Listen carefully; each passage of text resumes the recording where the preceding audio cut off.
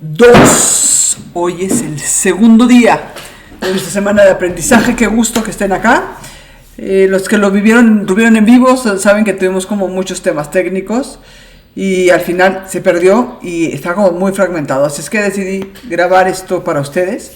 Y antes que nada, de verdad, de ayer la pasé espectacular. Los mensajes que me mandaron al WhatsApp después de este primer día fueron como súper motivadores, de que les estaba gustando y estaba haciendo información de valor. Así es que por ello, gracias. Vamos a hacer un pequeño resumen de qué vimos ayer, porque la información se queda cuando de pronto damos como mucha información y cuesta trabajo después como integrarla. Entonces la idea es poder darnos un resumen de 10 minutos sobre lo que vimos ayer. Vimos un montón de cosas, pero vamos a dar este resumen para que podamos integrar. Por ahí siempre hay cosillas que no pescamos y en los resúmenes podemos encontrarlos. Si ustedes ven todas estas imágenes, ya saben, ¿se acuerdan, no? Del día de ayer. Ya van a claro, es la guerra de titanes y ahí está el famoso fotómetro y el lente del Saudí extravagante, ¿no? Bueno, pues vamos a darles un recuerdo de lo que vimos ayer. Vamos a hacer un breve resumen, pero que sea como muy eficiente. Quedamos que el tamaño sí importa, que en el sensor el tamaño sí importa. Los celulares tienen un sensor muy chico y esto hace que la fotografía se comprima mucho para entrar y pierda mucha calidad en el píxel. Y eso hace que los bits, los cuales vamos a platicar ahorita, pues tengan que estar como muy reducidos a lo que es. Las cámaras de semiprofesionales, de amateurs, están en este tipo de sensor, en el APS-C, que es un sensor, vean la diferencia, ¿no?, de tamaño, es considerablemente de 6 y este de 23, ¿no? Y esto es lo que hace es que la fotografía entre y se comprime poquito, pero entra y nos mantiene una calidad de píxel muy importante. Algo bien importante ¿qué es lo que hace el sensor? El sensor lo que nos da es un rango dinámico. Y este rango dinámico lo vimos por acá como muy claro, ¿no? Y es qué tanto puede el sensor obtener todos los tipos de naranjas y de negros y de grises que hay. Notoriamente se pierde mucho. Siempre en el celular con fotografía nocturna o con luz más comprometida sufre muchísimo, ¿no? Porque está forzando mucho sus píxeles. Los píxeles de los celulares están hechos para la luz óptima, que es la luz del día y tal. Todavía no pueden llegar a una luz comprometida, digamos, con poca luz. Cuando hablamos de los bits, ¿se acuerdan? Hablamos de lo que era los bits, era la profundidad de color, la calidad del píxel. Y entonces claro que los celulares están con 8 bits y esto, aunque se vea mucho, 16.7 millones, acuérdense que esto es por 3 porque estamos con red, green and black. Entonces, por eso estamos hablando de 24 bits. Digamos, son 8 bits que cuando lo sumas a los 3 nos está dando en un sensor 24 bits o 30 bits. Esto, si bien nos da 1.100.000 píxeles de color, no tiene nada que ver con lo que tiene un sensor de una cámara normal, que es 4.4 billones, ¿no? En 42 bits, vean cómo suma a billones de colores. Y es que un color naranja, el color se basa en color, iluminación, en tono, iluminación y saturación. Así es que sobre estos tres, pues imagínense un naranja que va a tener un color específico, un tono específico con esta saturación y con esta iluminación, pero después puedo cambiarle a este tono un poco más de saturación, un poco menos de iluminación, y así es como vamos generando esta combinación de colores, que es lo importante de los sensores, que nos permitan tener este poder de poder encontrar todos los colores con todos los tonos, todas las saturaciones y toda la luminosidad que da dependiendo de lo que estás fotografiando. Eso nos lo da el sensor APS-C, que es el de las cámaras amateurs, y el de full frame, que es un poquitín más grande, que es el que usamos los fotógrafos profesionales. Y recordamos lo más importante, que es la cámara no nos define, ¿no? La cámara no nos define. ¿Qué diferencia hay? Hay poca diferencia en términos de calidad de imagen. Una de las diferencias es que es el full frame completo y el de ustedes que es un poco más reducido. Yo hice fotografía profesional con el APS-C muchos años y funciona perfecto. Y de hecho en Lightroom ya hay una cosita para que te ajuste y después es como si se desdoblara un poco la imagen y queda perfecta. Ya Lightroom incluso tiene para los que hacen fotografía en cámaras amateurs que puedan después como desdoblar esa pequeña compresión que se hizo dentro del sensor APS-C. Se pueden hacer grandes cámaras se pueden hacer grandes fotos con cámaras chicas. Evidentemente increíble. Vimos, ahorita vamos a recordar un poco la calidad de fotografías que se pueden hacer. Y lo más importante, la fotografía depende de ti, no depende de la cámara. No lo olvides, la fotografía depende de ti, de tu sensibilidad, del mensaje que quieras dar, de tu manejo de los recursos creativos, de tu creatividad. No recuerden, ¿se acuerdan de mi cámara Emilia? Empecé con la cámara más austera del mundo mundial. China ni tan siquiera llegaba a una marca conocida. Si es que no, la cámara no define tu foto, de verdad te lo digo. Y sobre esto entonces rompamos el mito de una vez. Tener una cámara ya no es caro. No se tiene que empezar con una cámara nueva. La vida de una cámara es de 400,000 disparos. Es una locura y los que mantenemos la cámara en cuidado por ser nuestra herramienta de trabajo, las cámaras duran la vida entera. Y también quitemos esta idea de que los lentes son caros. No todos los lentes son caros. Recordemos que recomendamos el lente 50 milímetros de 1.8. Con ese, bueno, en realidad con el lens kit que viene con tu cámara y con el lente de 50 1.8 estás más que armadísimo. Y este lente cuesta 3,000 pesos, 4,000 pesos. Vale mucho la pena. Bueno, vamos a recordar las fotografías tomadas con cámaras de gama baja, ¿no? Y recordamos acá, me importa mucho que entendamos estos negros, cómo logramos recuperar el negro del pelo de ella, esta pequeña luz, junto con el negro del cuadro, y cómo acá lo logramos sin que se pierda nada. Esto es para que podamos entender la calidad del sensor de una cámara como la que probablemente tú tienes, ¿no? Que es una manual semiprofesional. Que llamamos de sensor de lente intercambiable. Y bueno, lo mismo acá y todos los dorados que podamos tener en esta zona del piso, que es una belleza, ¿no? Todas estas fotografías fueron tomadas por mis alumnos en las clases presenciales que yo doy, aplicando lo aprendido con sus propias cámaras. Vean nada más las bellezas de fotografías que pueden hacer ellos, en cuanto empezamos a ver el control de la cámara y entender cómo jugar con la luz. Bueno, y aquí es como no sueñes tu vida, vive tu sueño, ¿no? Dejemos de estar soñando con quiero hacer fotografía y hagamos la fotografía. Está en tus manos. Nada te detiene, solo tú te detienes. Solo está en las manos de cada uno poder vivir nuestras pasiones y poder darles una prioridad en nuestra vida, que es llenarnos el alma y alimentarnos y nutrirnos el alma. Me parece que debería ser de entrada siempre la prioridad, ¿no? Les cuento rapidísimo, les platiqué cómo son los lentes, que tenemos la distancia focal, y en el lente tenemos, cuando hablamos de un 20, pues la cámara, el lente nos permite ver todo esto de una imagen, y cuando tenemos un 50 se pierde, digamos, todo lo que está acá, se pierde, esto ya no se ve y solamente vamos a ver a partir de aquí, ¿no? El mejor ejemplo que tenemos es este, que fue como súper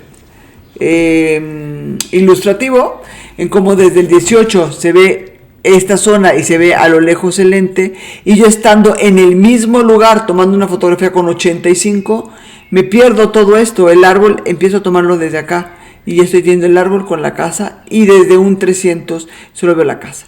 ¿Qué quiere decir esto? Cuando tenemos distancias focales muy grandes, tenemos un zoom, y el zoom es una maravilla, pero el zoom nos pierde todo este rango de visión. Solamente vamos a ver lo que está aquí en oscuro, ¿vale? También les di los códigos secretos que tenemos en las tarjetas de memoria. Recuerden, máximo 18 GB si no quieren que a mí me dé un infarto. Y tengan memorias de 65, para mí es ideal 65. Recuerden, porque está increíble guardar, pero si no lo descargan, todo eso también es fácilmente perdible, ¿no? Si le cae polvo, si le cae agua o se echa a perder por alguna mala obra, es toda una historia, ¿vale?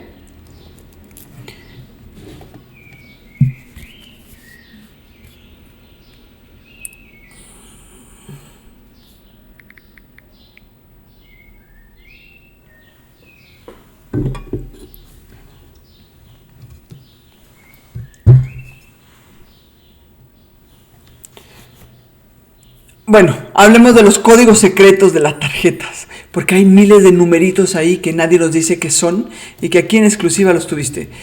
Vámonos rapidísimo, recuerden la memoria no más de 128 GB, hay que tener 65 GB máximo, porque si no, pues está increíble que tenga tanto guardado, pero una tarjeta no es un disco duro, es solamente un temporal donde guardas la fotografía para después bajarlo a una computadora. Si tú lo tienes en 128 GB o de 500 GB o ya hay tarjetas de 1 tera, estás poniendo en riesgo 1 tera o 500 GB de información, ¿vale? O 250.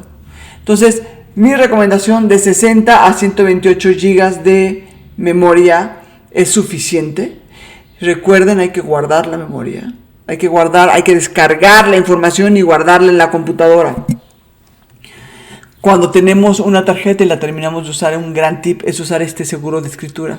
Cuando tú lo bajas, ya no se puede grabar nada ahí. De tal modo que si tú tienes muchas tarjetas, guardas una, la sacas, vas a poner la otra, le pones el seguro y ya sabes que no vas a poder volver a grabar sobre esta. Es decir, no está el riesgo de que la reutilices y regrabes.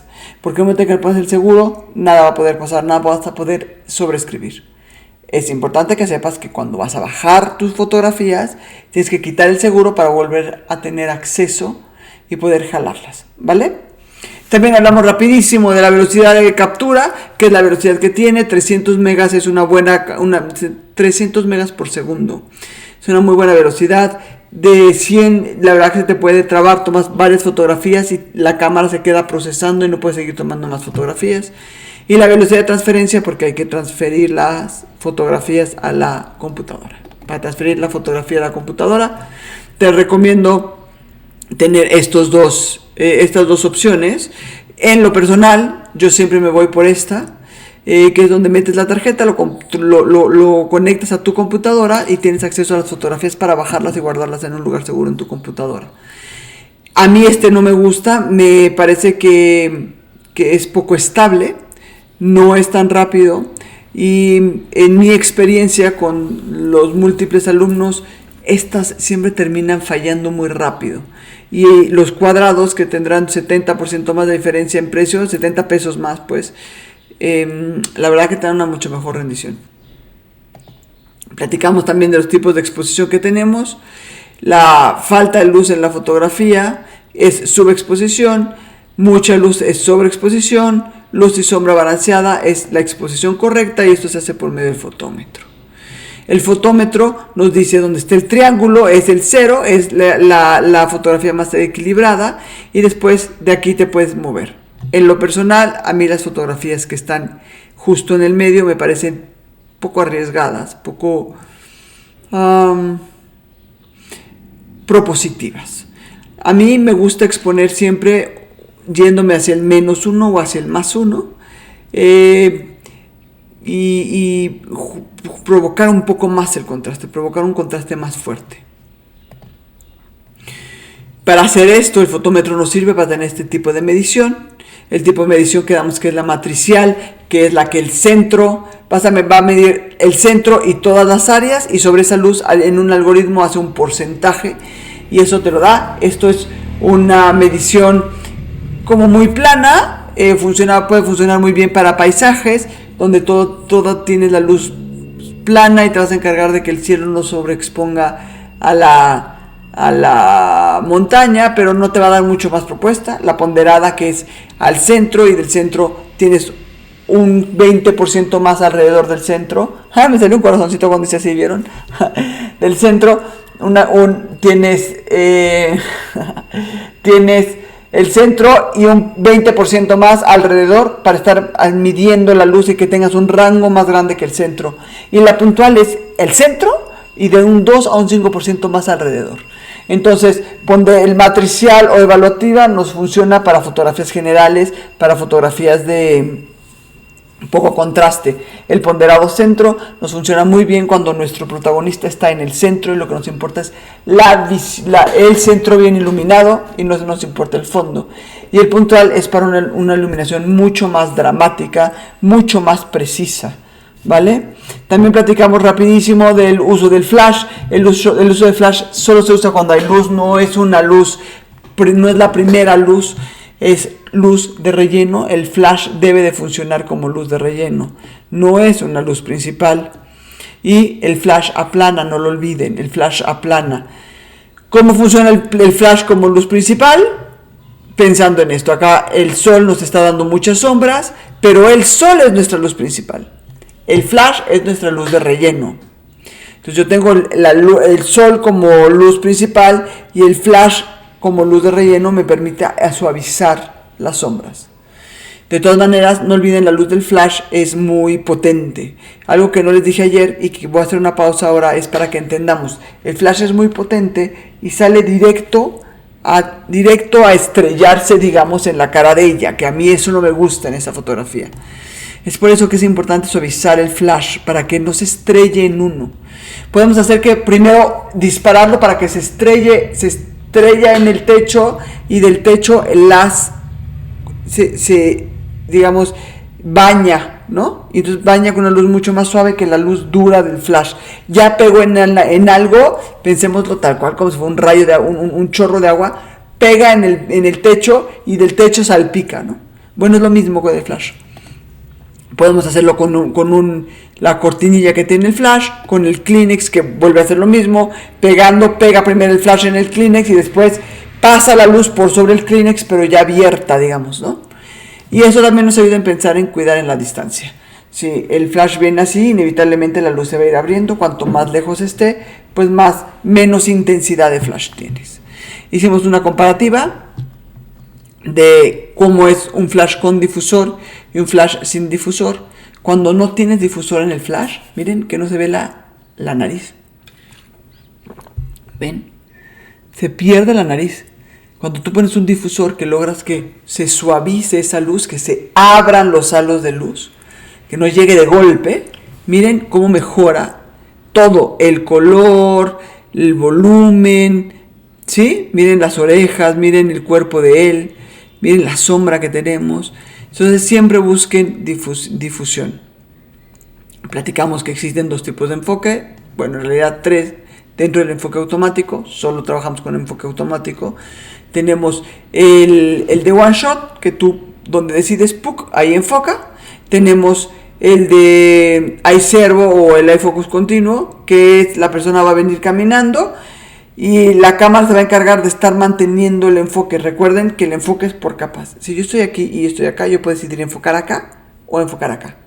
Si yo estoy en el continuo, yo enfoco acá y conforme se vaya moviendo, se sigue manteniendo el enfoque.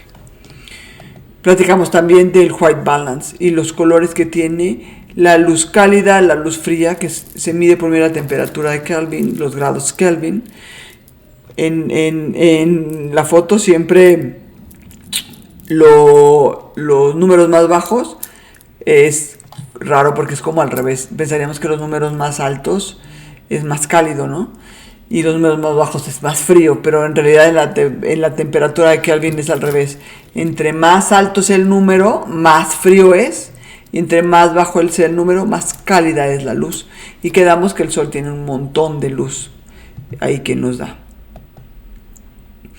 Para este segundo día también me gustaría recordarles las 5 actitudes de aprendizaje, ¿no?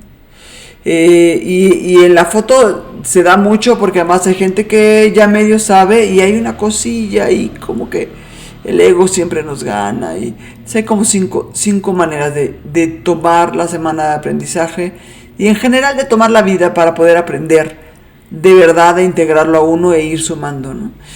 La primera es como demasiado bien debe de poder hacerlo esta mujer con chinos para para que a mí me pueda interesar, ¿no? La otra es, haré caso a algunas cosas, podrá ser que tenga algunas cosas valiosas, vamos a poner un poquito ahí la lupa, a ver, en prueba, a ver qué tanto puede decir, ¿no? El otro es como de, yo ya me lo sé todo, y esto, ¿qué me está enseñando? O esto yo lo explicaría mejor, ¿no? Esto yo lo sabría decir de mejor manera. Y finalmente, la actitud, que es, vengo abierto a aprender. Y sin duda, venir abierto a aprender es la mejor forma de integrar esto para ti. Yo les doy esta semana de aprendizaje desde 30 años de experiencia y con todas las ganas de que esto te sume. A lo mejor no sabes nada y te voy a abrir la cabeza muchísimo. A lo mejor sabes algo, a lo mejor sabes mucho, pero si vienes con esta actitud padre de aprender, es para ti. Se los estoy regalando de todo corazón a ustedes para acercarnos a nuestra pasión. Permítete entrar aquí con el corazón abierto y la actitud de que vamos a pasar un buen rato y seguro vas a sacar cosas valiosas para ti. ¿Vale? Recordamos, cuando hay fotografías con una cámara, haces el esfuerzo de mirar de verdad. Y justo esta frase es bien importante para lo que vamos a platicar hoy.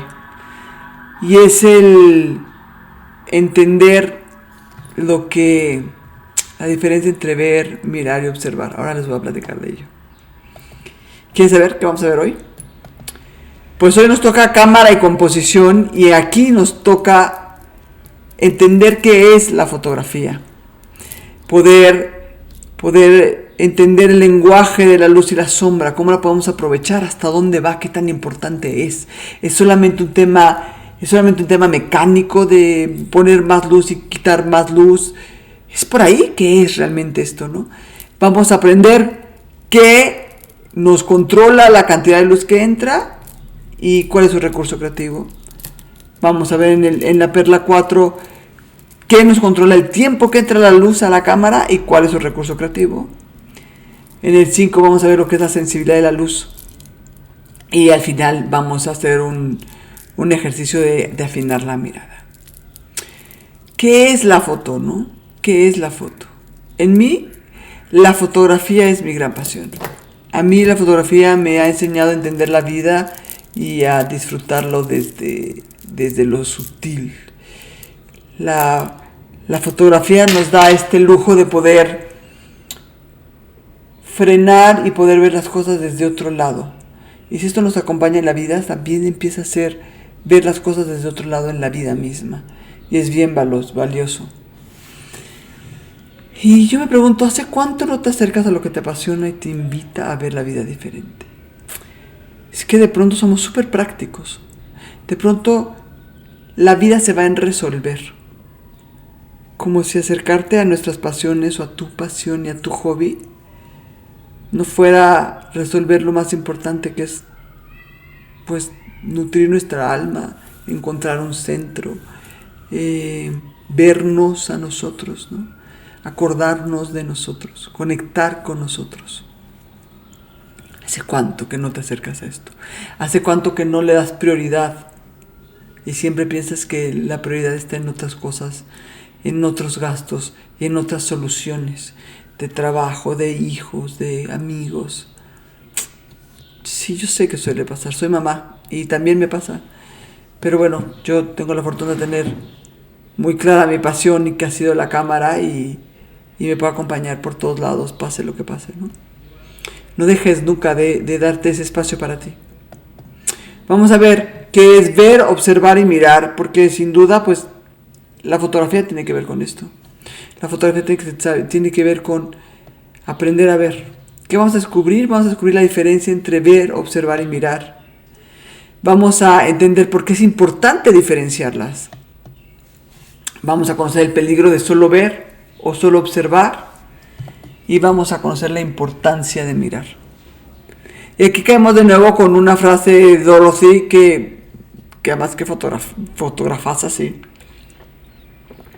En los 20, mujer fotógrafa, montada en un coche, fotoreportera, así, todo mi respeto. Pero vean la frase, ¿no? La cámara es un instrumento que enseña a las personas a ver sin cámara. Es un poco lo que les decía en el anterior, ¿no? Cuando tú estás con tu pasión, te cambia la mirada de la vida. Te permite dar un giro y ver desde otro lado las cosas. Si es que esta frase es al tiro con lo que les quería platicar. Vamos a ver lo que es mirar, ¿no? Mirar más allá de lo que los ojos ven. Vamos a ver qué es ver. Ver en definición estricta es percibir con los ojos algo mediante la acción de la luz.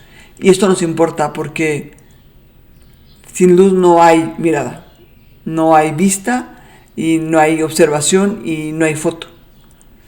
Mirar, en cambio, es contemplar.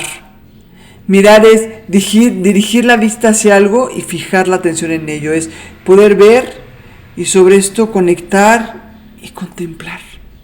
Y cuando contemplas empiezas a hacer una conexión especial. A diferencia de cuando observas, porque cuando observas te vas a ir a un punto y solo vas a ver ese punto y vas a dejar de ver si todo lo demás que está alrededor alimenta a tu punto, ¿no? Y está bueno contemplar.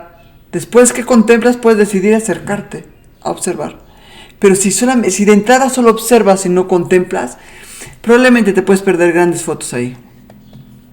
Así es que sí, donde debemos de quedarnos es aquí en mirar. Si no vamos a perder mucha información, o nos podemos perder nosotros si lo vemos muy general. Es tan grande y hay tantas cosas que la fotografía nunca queda claro qué es lo que quieres decir. Porque le estás tomando a todo, o le estás tomando muy puntual. Hay que estar en el medio. Como dice la Chilindrina, ni muy, muy, ni tan, tan, ¿no? ¿Por qué es tan importante? Porque ver nos ubica. Mirar nos define y hace que no cierres tu mirada. Mirar, chicos, es la clave del éxito. Hay que saber mirar. Desarrollas la mirada, el ver no te confunda. No dejes de mirar y cuando miras, defines la foto. O sea, con lo que les dije, ver tanto nos puede confundir. Observa. Ve y después contempla. Mira sin llegar a observar. Y desde ahí defines tu foto. Puedes definir tu foto que quieres que sea un general, desde el mirar.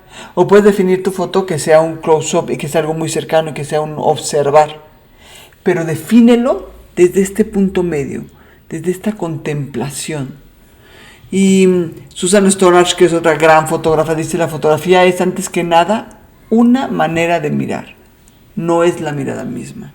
Y es una belleza, porque entonces tú estás mirando, estás observando y te das cuenta que puedes hacerlo desde cualquier tipo de ángulo y desde cualquier tipo de altura.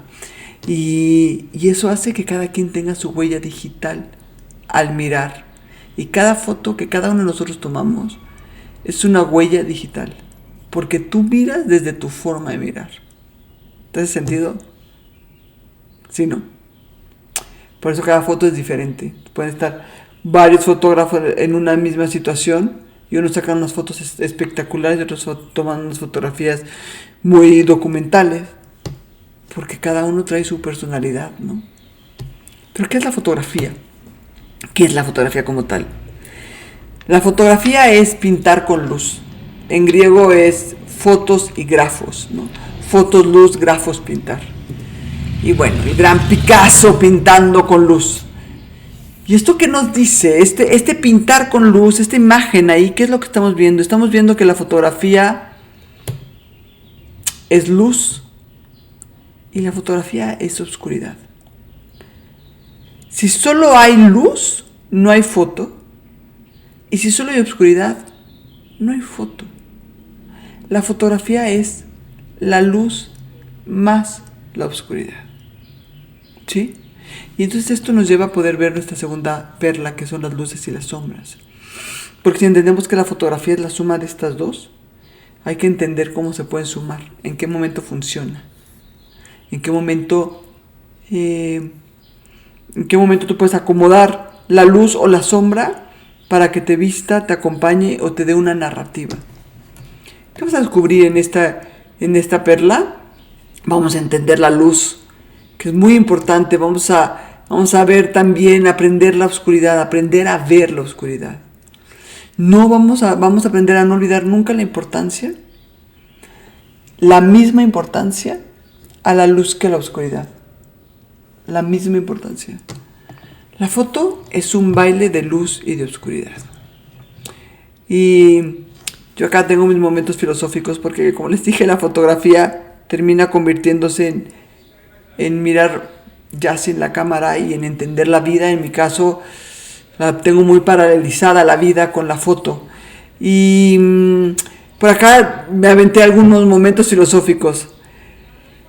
Así como en la vida, en la foto y viceversa, la luz y las sombras son los que dan volumen, nos dan contraste y nos hacen únicos. Pero hay que saber bailar con ellas para que estén en el lugar correcto y en la cantidad precisa. Tanto nuestras sombras como seres humanos, como las sombras cuando tomamos foto. Tanto nuestra luz como seres humanos, como la luz que tenemos ahí, afuera, para una foto. No le tengamos miedo a las sombras. Siempre sentimos que la sombra ensucia, no es cierto. Ni las nuestras, ni las de las fotos. Nos dan el contraste que necesitamos. Nos dan la personalidad que necesitamos. Solamente hay que aprender a bailar con ellas. El baile de la luz y la sombra nos marca el ritmo. Y yo diría que la luz, soy una convencida, que es el primer elemento de composición para una fotografía. Por eso es tan importante aprender a entender la luz, aprender a comunicarnos desde la luz, aprender el baile. Fíjense nada más, miren esta luz, miren esta. ¿No es un gran tango? Mírenlo.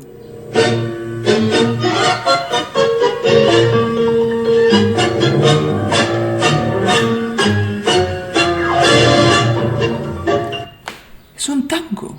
Esta luz por sí misma es un drama, es dramática. Esta luz nos está dando este rayo de luz bañado de sombras. Y en el rayo de luz estamos teniendo una abuela que está consolando a su nieto triste.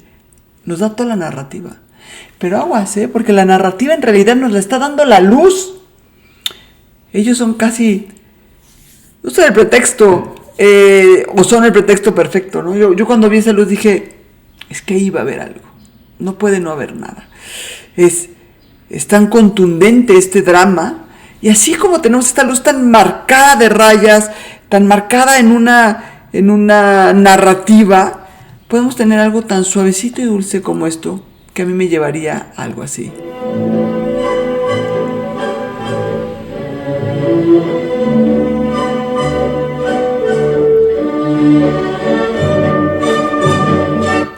La luz integrándose hermosamente en la fotografía.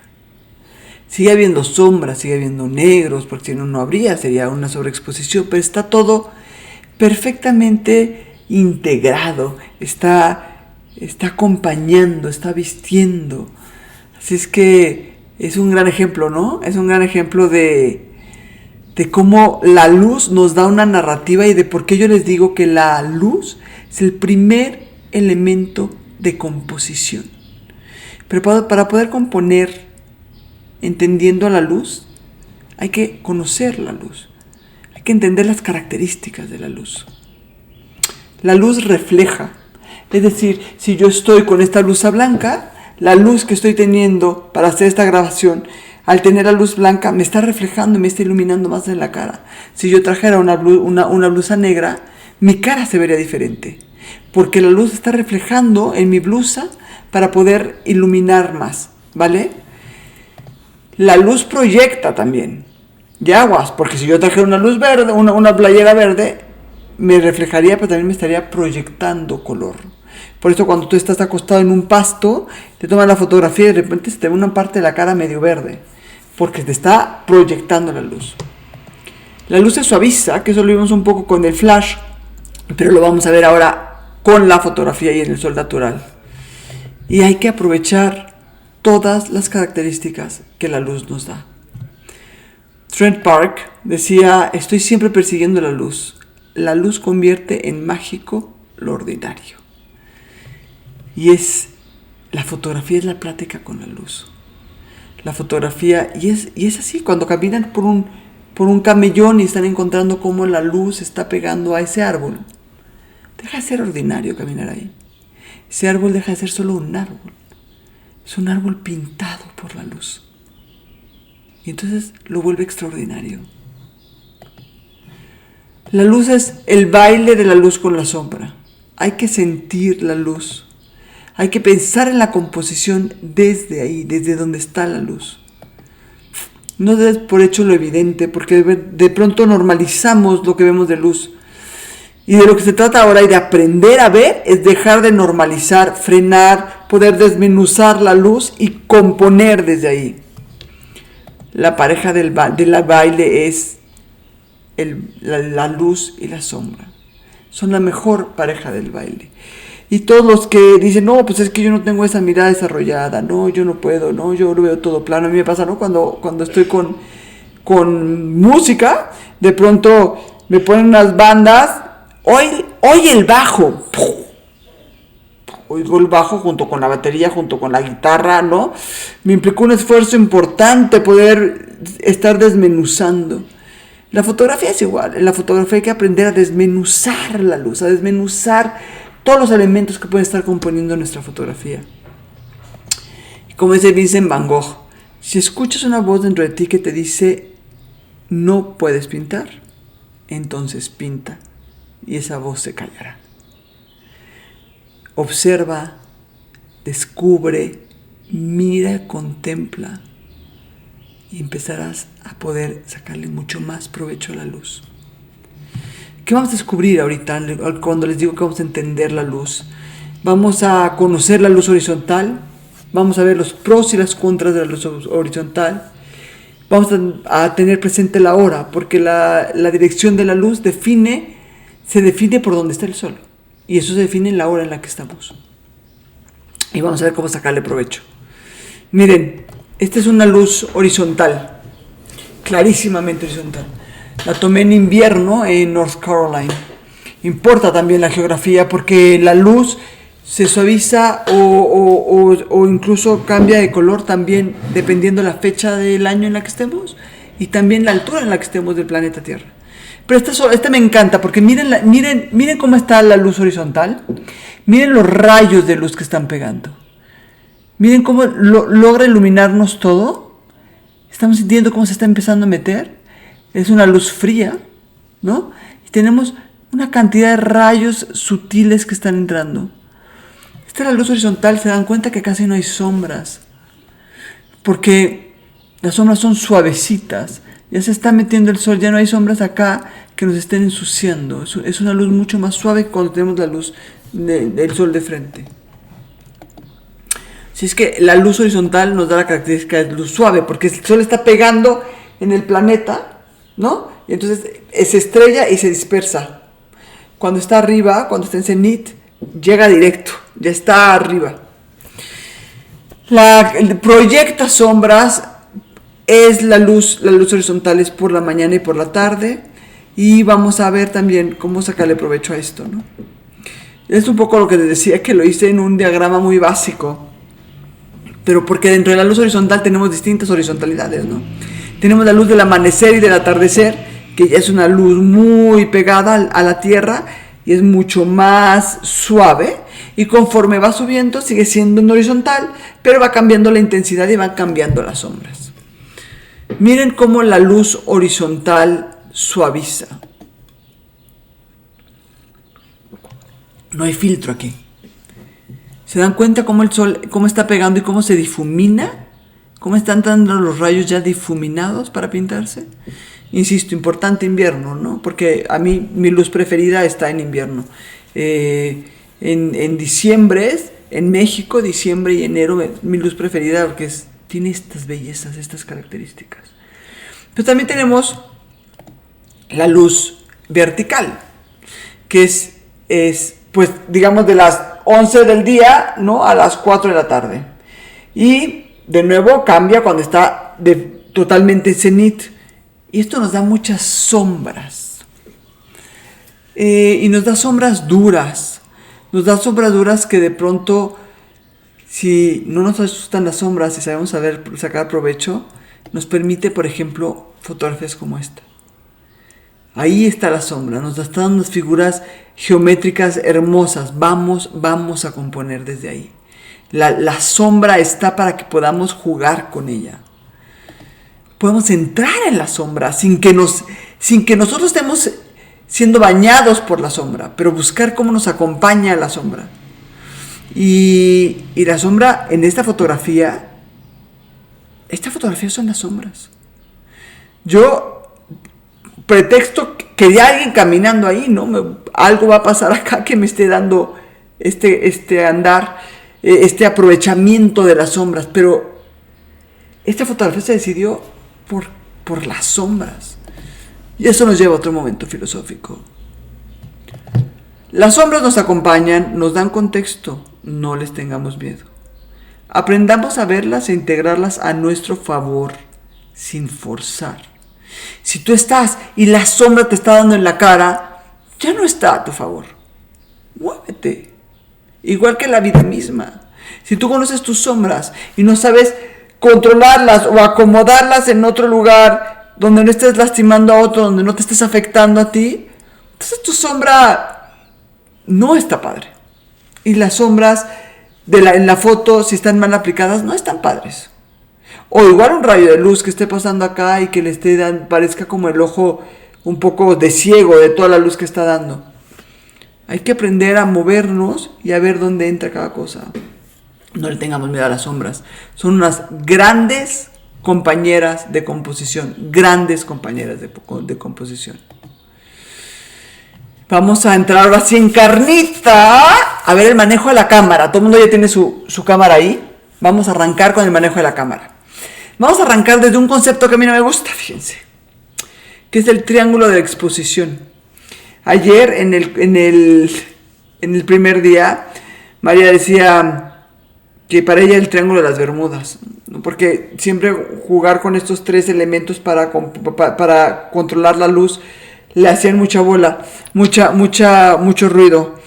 Y el triángulo de la exposición es algo que se maneja conceptualmente y lo vamos a ir desmenuzando y van a ver que les voy a dar un giro al triángulo de exposición y va a dejar de ser un triángulo. Pero es importante que entendamos sí cómo controlamos la luz. La luz la controlamos con la cantidad de luz que entra, con el tiempo que entra la luz o con la sensibilidad a la luz, ¿vale? ¿Qué vamos a descubrir aquí? Vamos a descubrir qué controla la cantidad de luz que entra, dónde está, cuál es el recurso creativo que da, cuál es el recurso creativo versus luz.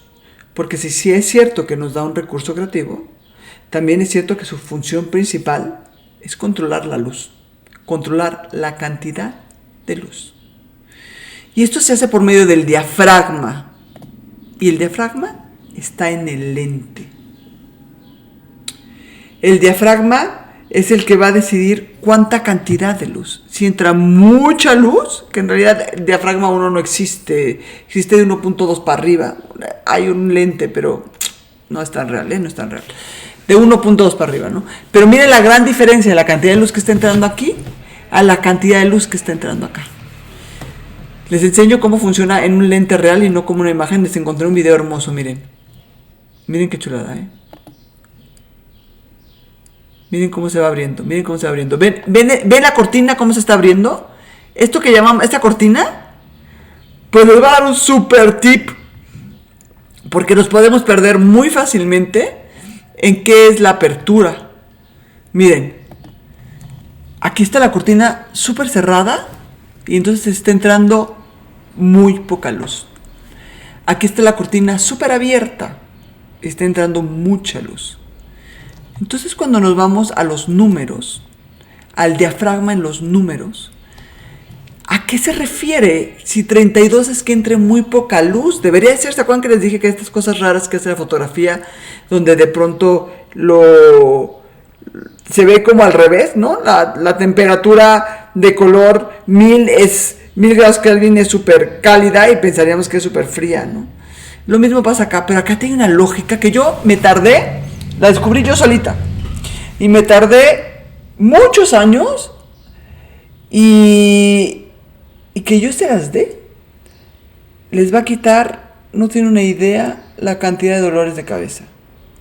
Si ustedes lo que les voy a decir lo integran, de verdad creo que les voy a quitar uno de los grandes topes que tienes cuando estás aprendiendo fotografía, por la lógica. Porque siempre, si nosotros podemos entender algo desde la lógica, desde decir, es ahí, queda integrado.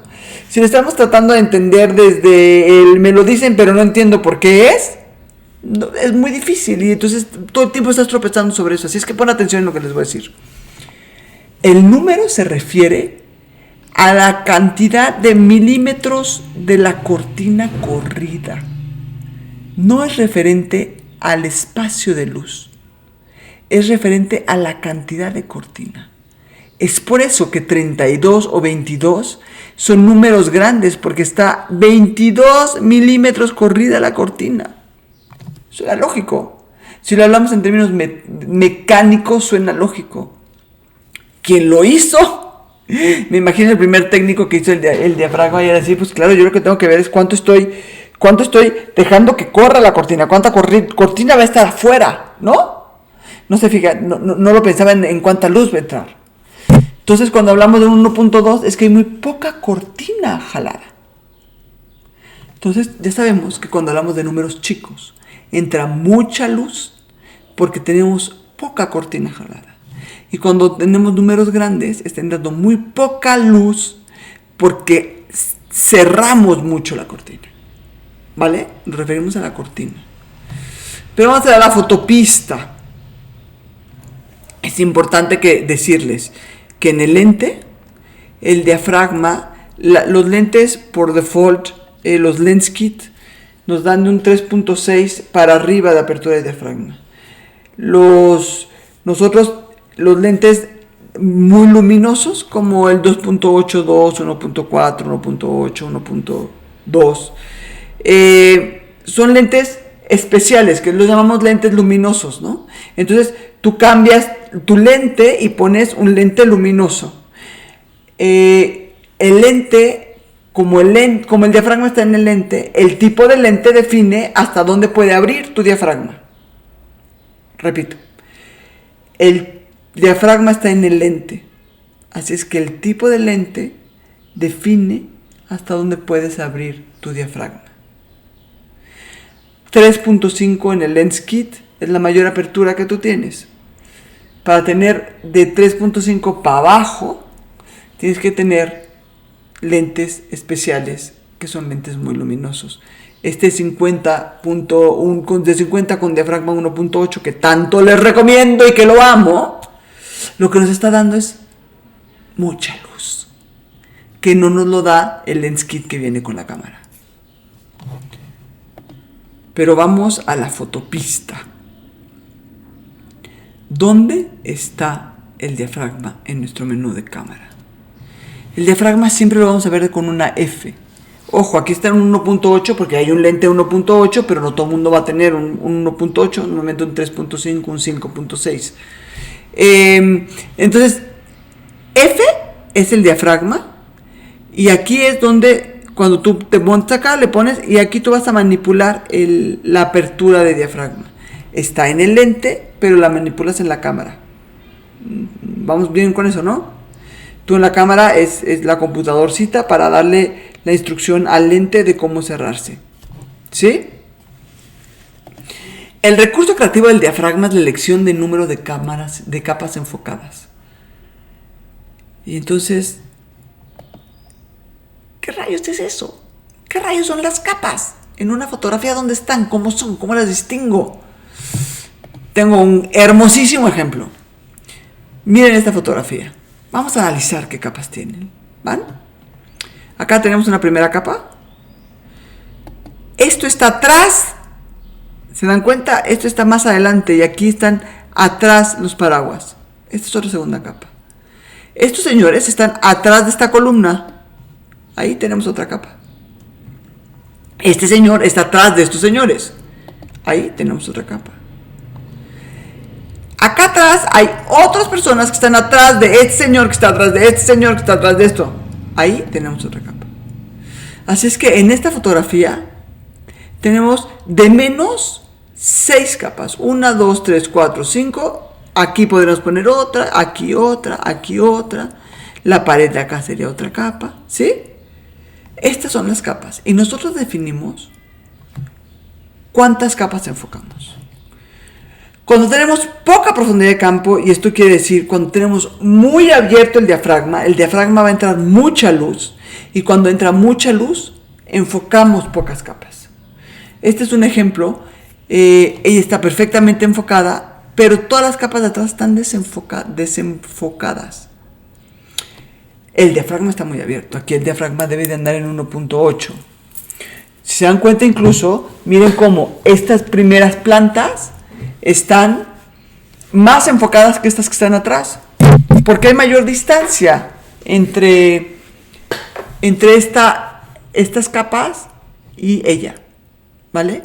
Entonces la distancia nos ayuda también como a desenfocar, ¿no? Entre más lejos esté la capa, las siguientes capas de mi capa principal, pues más desenfocadas se verán. Y esto se logra porque tenemos una apertura de diafragma. Entonces, cuando tenemos pocas capas, tenemos poca profundidad de campo, tenemos mucha luz que entra, está muy abierto nuestro diafragma. Y por el contrario, cuando tenemos mucha profundidad de campo, tenemos cerrado nuestro diafragma. Y entonces nos permite tener enfocadas un montón de capas, ¿no? Esta es una fotografía muy clara porque la distancia que hay entre esta persona que está caminando, estas montañas y la montaña de atrás es enorme. Y todo queda bien enfocado, ¿vale?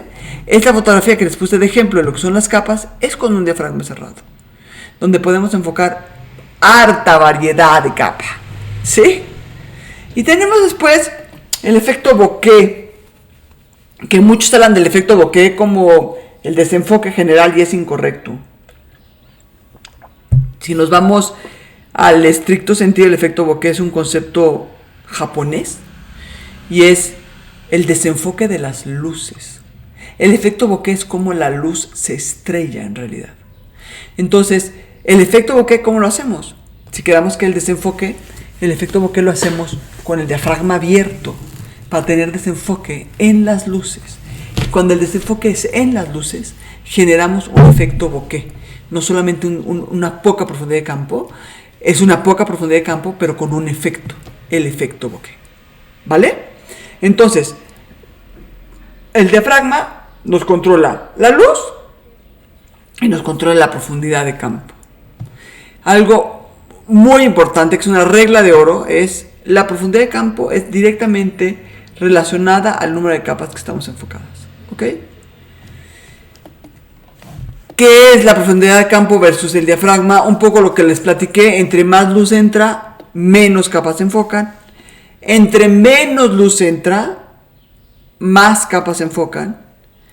Entre más luz, el diafragma está más abierto y son números chicos porque tenemos la cortina poco corrida.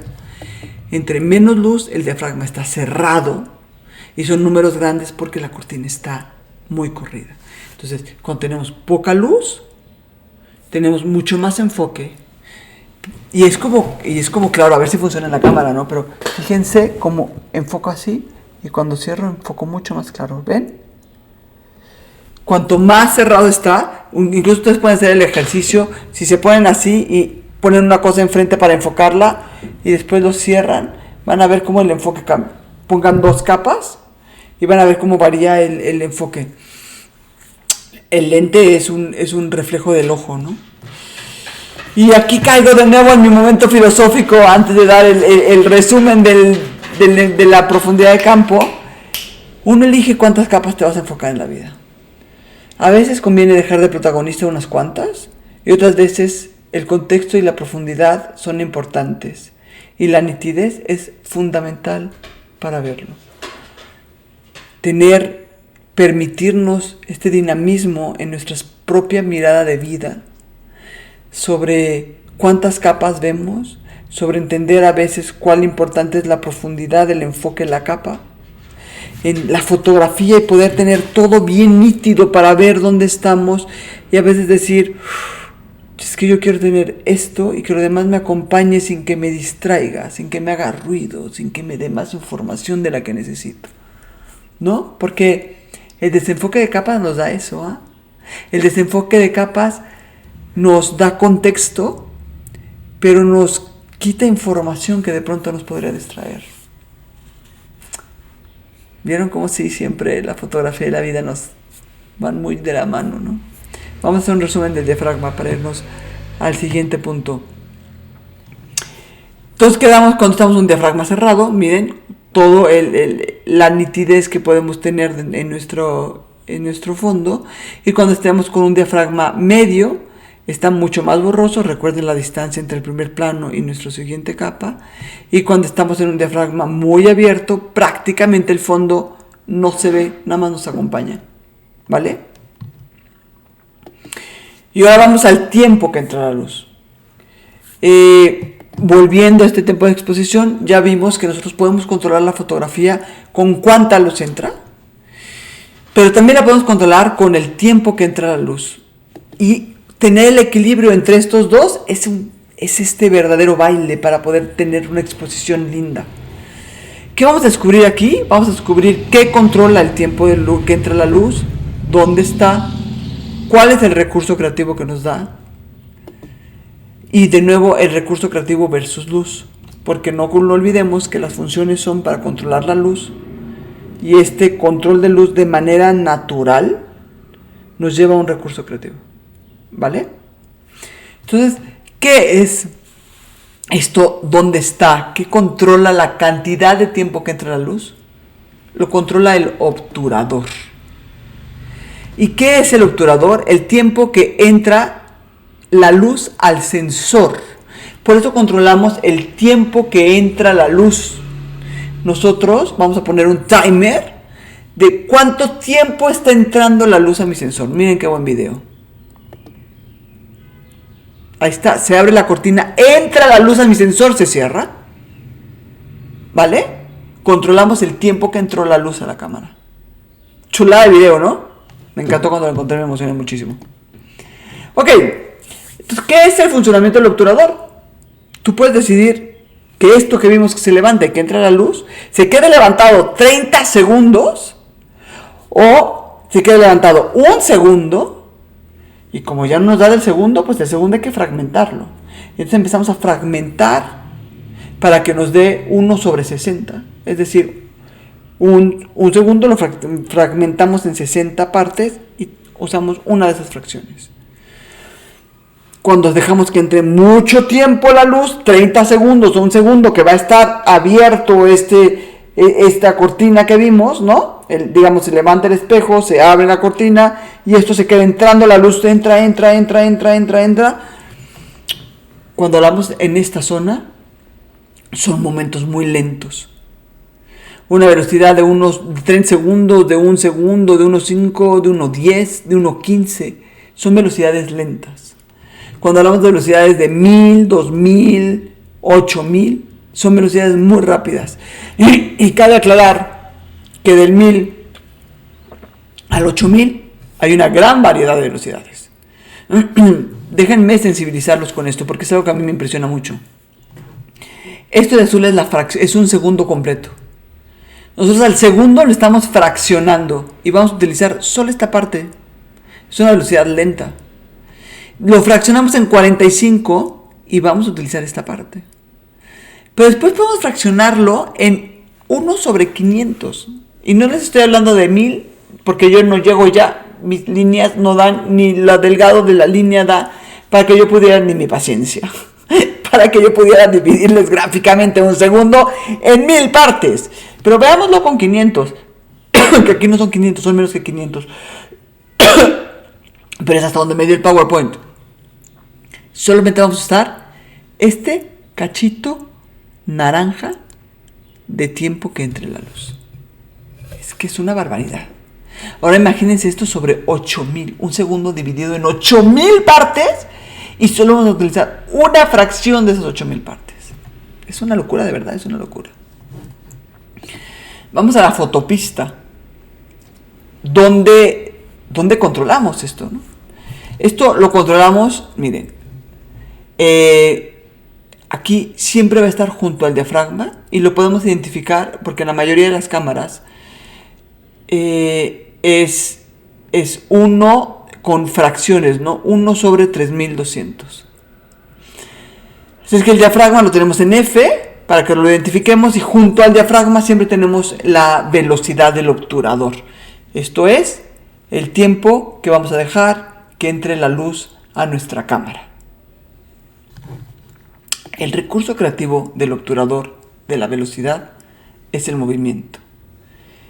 Miren, esta fotografía la tomé yo, que yo estaba en mi casa y de pronto mi casa es un poco pecera, que veo todo lo que pasa atrás. Y yo que tengo la fotografía tan metida, yo no podía ver la tele porque veía a la gente caminar con tantos ritmos diferentes que tuve que pausar, sacar mi cámara, meter mi tripié, porque para usar velocidades lentas hay que usar tripié, si no yo al cargarla muevo. Y poderme permitir tomar una fotografía, que en realidad fueron varias fotografías, ¿no? Las tomé todas juntas en el mismo lugar y después las pegué para que se viera toda la cantidad de gente. Esto pasó en 2 minutos, o sea que la cantidad de gente que pasa por mi casa es una barbaridad. Pero cada uno, se dan cuenta, todas las tomé con la misma velocidad. Y cada uno tiene su momento y cada uno tiene su ritmo. Nosotros acá tenemos la velocidad, controlamos esto, un barrido, un congelado. Y déjenme ver si puedo ejemplificar por qué pasa esto. Nosotros tenemos el diafragma abierto y si pasa muy lento y lo que estamos grabando son las luces versus lo sólido, digamos, ¿no?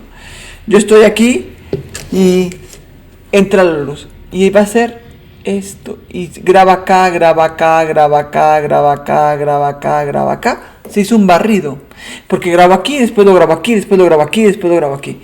Pero si lo tenemos rápido, en el momento en que está cayendo, abre y cierra, solamente va a captar un microsegundo del movimiento.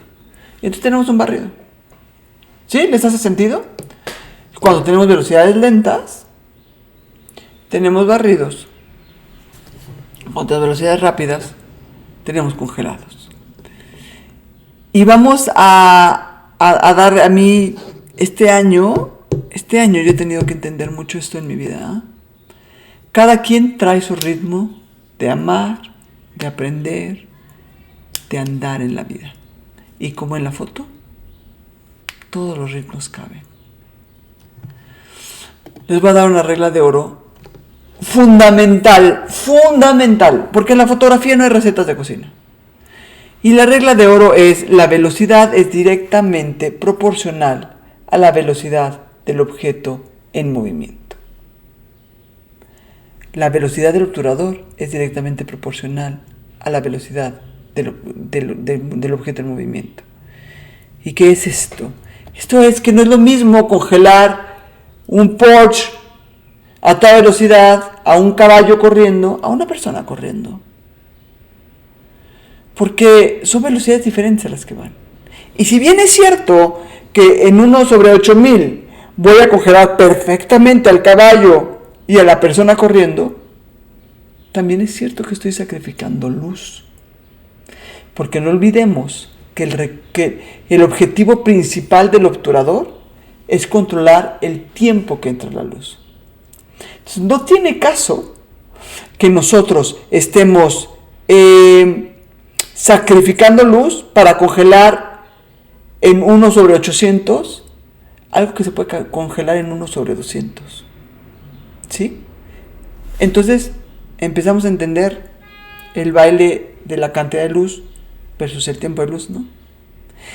Cuando podemos decidir que entre muy poco tiempo la luz, muy poca cantidad de luz, y que entre más tiempo esa luz. O que entre, yo quiero que haya mucha profundidad de campo, voy a cerrar mi diafragma para que entre poca cantidad de luz, pero dependiendo de la condición de luz que tengamos, si hay poca luz, yo puedo decidir que entonces entre mucho tiempo esa luz. Este es el baile que les digo. Ya empieza a agarrar como más formita esto de controlar la luz en la foto, ¿no? Bueno, ¿qué logramos? ¿Qué logramos con la fotografía? El obturador logramos congelar en términos de recurso creativo, logramos tener barridos y logramos tener paneos. Y yo dudé mucho si les enseñaba fotografía super whooper duper de congelados, barridos y paneos. Y decidí que las super whooper son las fotografías que hacen mis alumnos en las clases presenciales. Yo doy unas clases presenciales de 10 personas y soy súper clavada en la práctica. Entonces, cuando trabajamos el obturador, contrato a un cuate que haga patineta y nos vamos a que practiquen, ¿no? La patineta y los pongo que hagan congelados, barridos y paneos. Y me parece que su trabajo es perfectamente digno para enseñar, es lo que me refiero con un congelado, ¿no? Está congelado y miren que está perfectamente congelado él a esta velocidad, que claramente es más rápida que la velocidad de los que están bailando. Para esta velocidad que es nuestro interés, está perfectamente puesta la velocidad y todo lo que está atrás también va a quedar congelado y nos ayuda un montón. Y acá les voy a dar un tip nada más para que aprendamos a observar la foto. ¿Por qué funciona tan bien la fotografía? En estas sutilezas de las que hablo de la foto. Porque su brazo alzado está al mismo tiempo alzado que todos los demás. Y entonces hace que todo se integre. No parece que están sobrando ellos bailando, parece que ellos están siendo parte de esta fotografía. Aquí está linda, ¿no? También un barrido. Y este barrido me encantó porque Ale logró esta claridad entre la importancia de la velocidad directamente proporcional al obturador para lograr nuestro recurso creativo. ¿Se acuerdan? Se los dije 3 slides atrás. Es esto, ¿no? Él va mucho más rápido porque va en patineta. Esta mujer va con toda la calma del mundo. Si se dan cuenta, apenas los pies están pequeñamente barridos, ¿no? Y está perfectamente congelada. Entonces, él está muy bien barrido y ella está muy bien congelada porque van a velocidades diferentes. Y después el paneo, donde se trata de que la persona que está en movimiento quede congelada y tú barras lo que está fijo. Entonces la persona que está en movimiento es súper complicado. La verdad que lo hicieron súper bien estos chavos. Tomas la fotografía y vas a moverte a la velocidad del objeto en movimiento para que él quede congelado y lo que quede grabado barrido fue el movimiento que tuviste y todo tu fondo va a quedar barrido. Y este es un gran ejemplo, ¿no?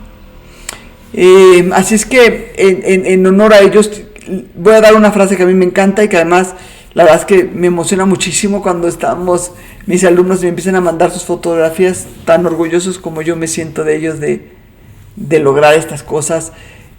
Recibes la clase de teoría, nos vamos a tomar práctica y a los 40 minutos me están haciendo estas fotografías. Estas fotografías son de este grupo en especial y les dejé esta foto para darles una frase que a mí cuando la descubrí me movió muchísimo. Es un hobby, es donde el alma encuentra su rincón favorito para respirar. Y es que cuántas veces olvidamos que necesitamos un rincón favorito para respirar y nos la pasamos sobreviviendo. Esta parte del hobby, de tener un hobby para ti, de tener un rincón para tu alma, para descanso, para respirar, es tan importante. Si es que ellos se permitieron, y ahora ya están en otro módulo, ellos ya pasaron el módulo de cámara. Tengo cámara, composición y edición. Ellos están entrando a composición ahora. Pero permitirse buscar ese rincón para su alma, los honro. Lo han hecho y lo disfrutamos muchísimo juntos. Les voy a dar una última regla. Esta regla es de mi propia autoría y es fundamental. Porque cuando hablamos de barridos, estamos hablando de que todo va a estar fijo y la persona está en movimiento. Cuando hablamos de paneo, quiere decir que lo demás está pañado y ella está congelada. Cuando hablamos de congelado, quiere decir que tenemos todo congelado. Y de ahí viene mi regla de oro, que es fundamental. Foto movida, foto jodida.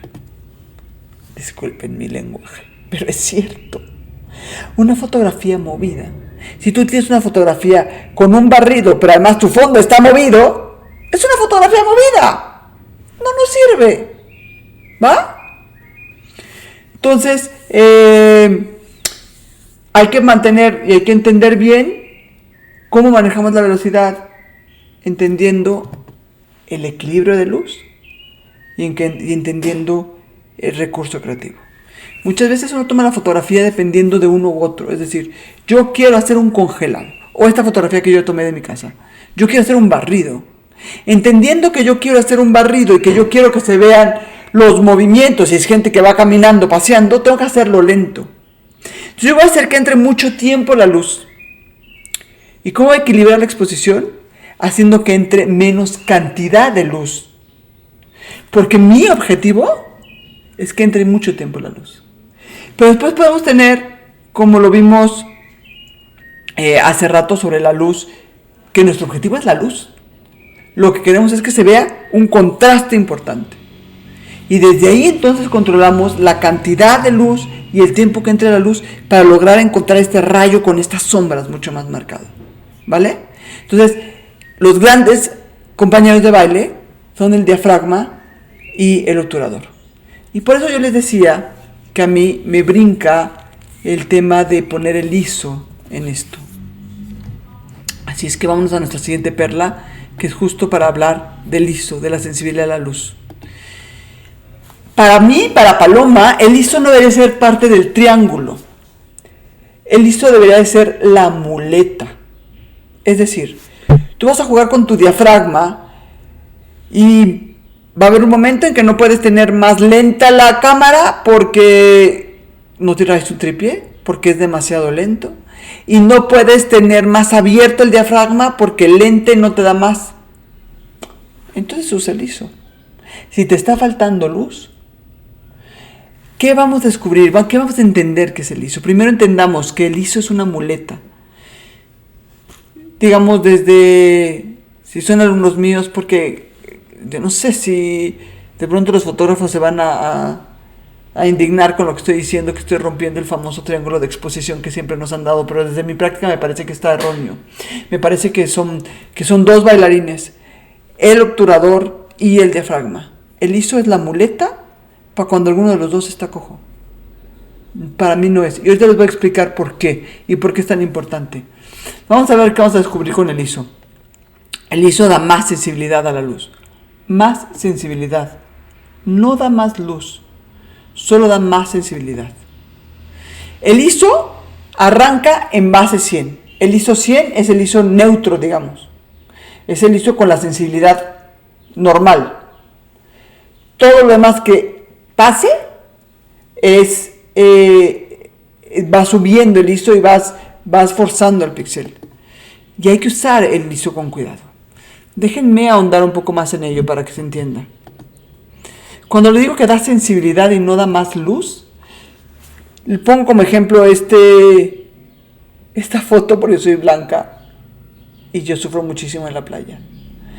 Y yo sufro muchísimo porque yo llego a la playa y el día 1 yo tengo esta blancura, ¿no? Y el sol me pega y aguanto vara. Yo no me doy cuenta que estoy quemada.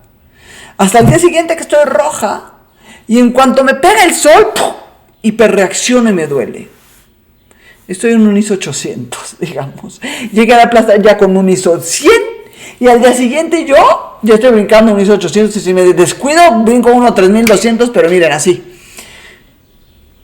No es que haya más sol que el día anterior. Es que mi piel está más sensible. Porque ya está lastimada. Miren cómo el ISO nos da más sensibilidad y en términos de muleta ayuda.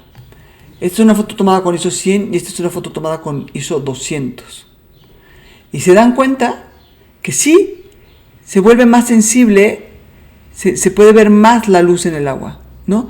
La luz en esta parte del túnel. Es más sensible. Pero déjenme explicarles 2 segundos. Y todos los que son de mi tirada conocieron los rollos. Y quienes estuvieron un poco metidos más, conocieron los rollos con los ISOs. Tú comprabas un rollo y era de una de una sensibilidad fija todo el rollo. Tú tenías un ISO 100 y entonces olvídate de tomar fotografías de noche con luz comprometida y un lente con un diafragma que no te da suficiente apertura porque no la armabas. Pero si tú tenías un ISO 3200 que hace que tu cámara sea hipersensible, olvídate de tomar una fotografía de día.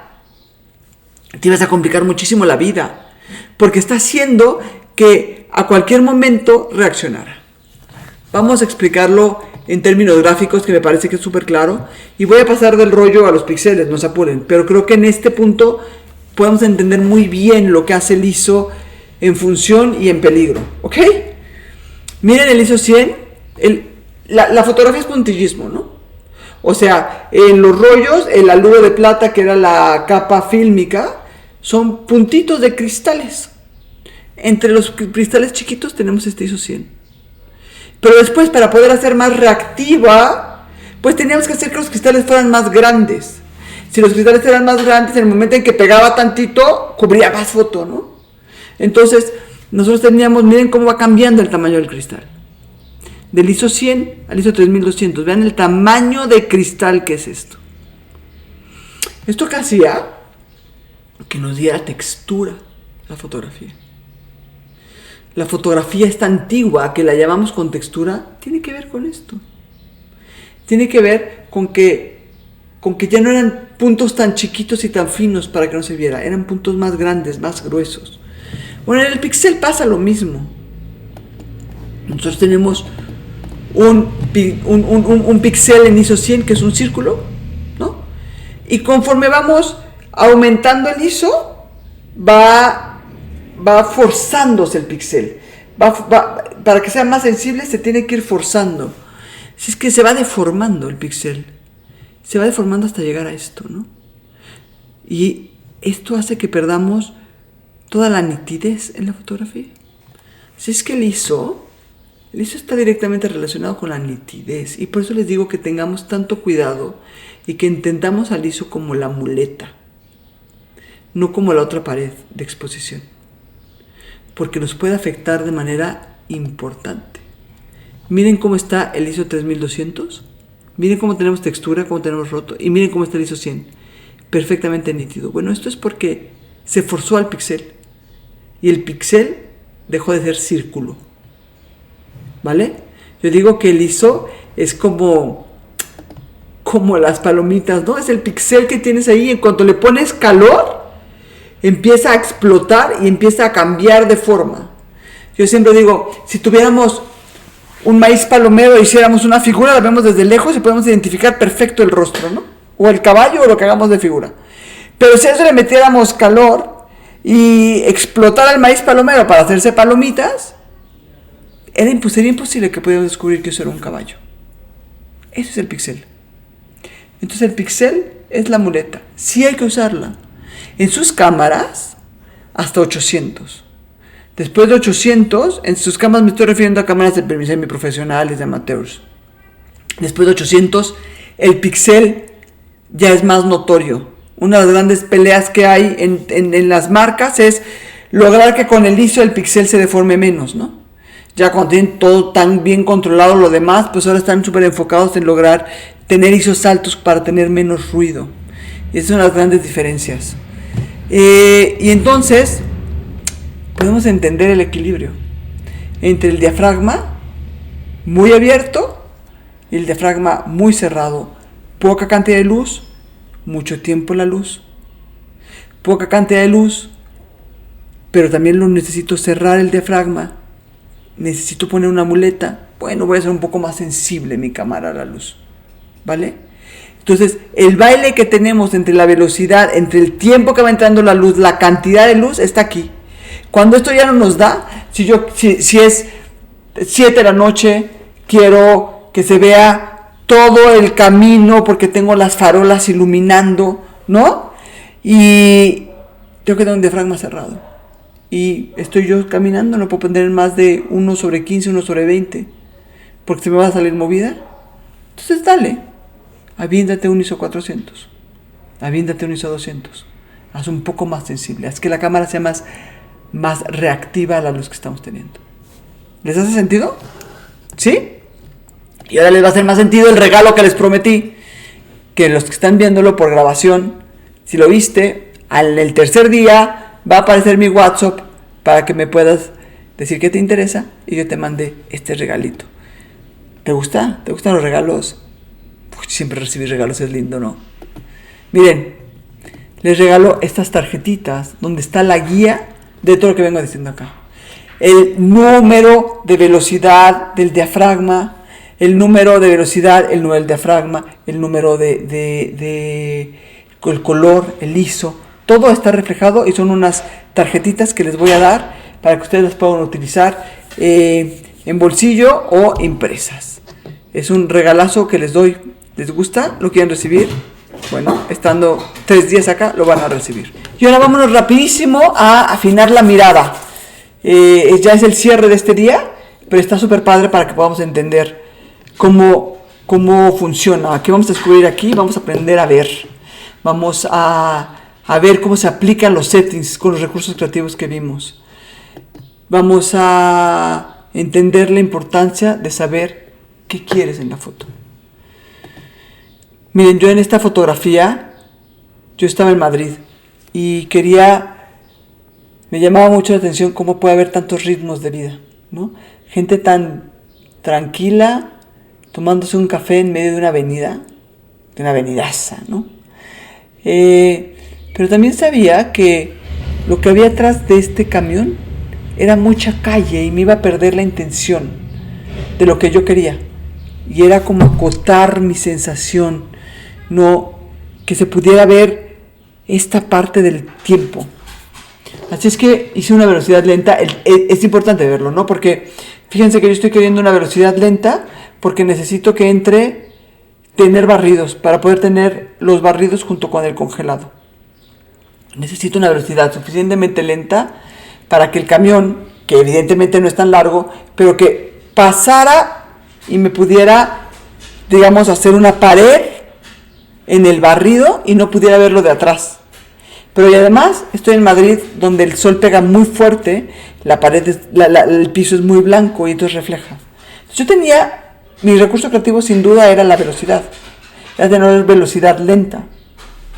Entonces, ¿qué hago? Si yo tengo una velocidad lenta y tengo tanta luz, pues voy a cerrar el diafragma.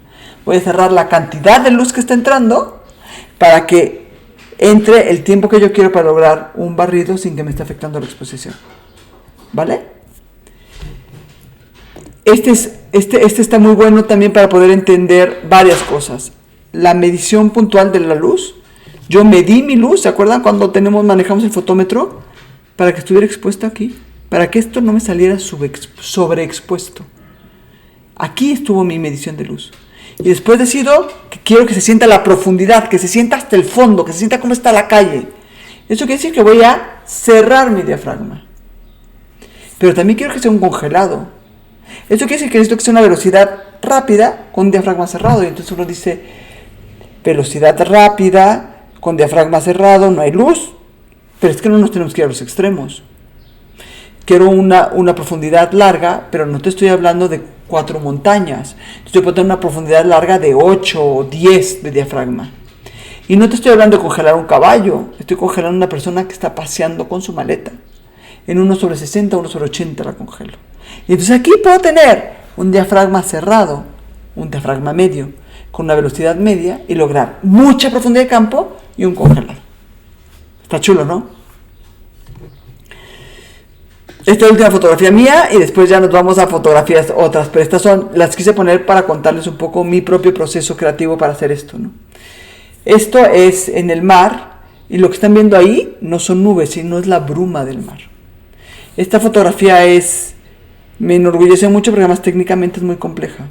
Es una fotografía de extra larga exposición, son 6 minutos y medio. Es mucho tiempo que entre la luz. Por más que yo cerrara el diafragma, no hay manera de que no se me quemara. Y solo tengo ISO 100, no tengo menos. Entonces tuve que poner filtros que me hicieran más oscura la foto para que yo pudiera abrir mi diafragma. Entonces yo abro mi diafragma y me puedo permitir cerrar lo que yo quiera.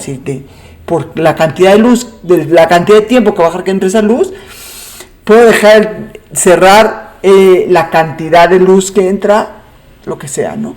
Entonces pongo estos filtros oscuros, pongo mi cámara 6 minutos y medio y cierro mi diafragma. Dense cuenta cómo se ve perfecto el hotel que está aquí y las luces se ven marcadas. Esto es porque tengo mi diafragma cerrado, ¿vale?